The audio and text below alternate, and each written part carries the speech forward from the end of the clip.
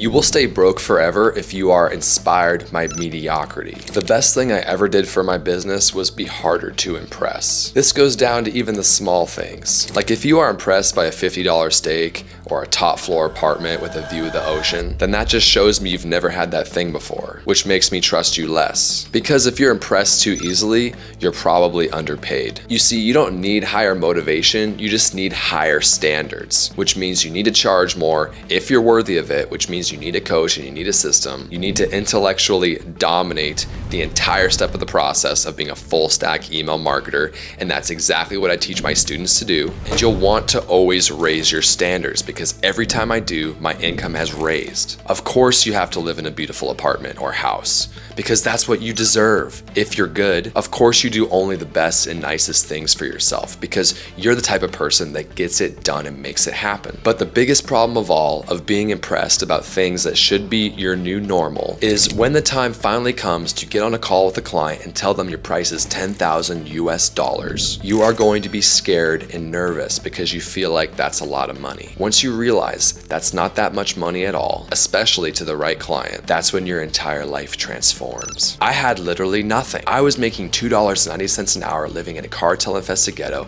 and I had to mentally convince myself that $10K wasn't a lot of money. So if I can do it, you can too. And once I did that, I started getting everything I've always wanted. 5-star resort vacations, eating whatever I want, staying wherever I want, getting the dream apartment of my dreams, buying whatever car I want. But it all comes down to not being impressed by mediocrity. You got this.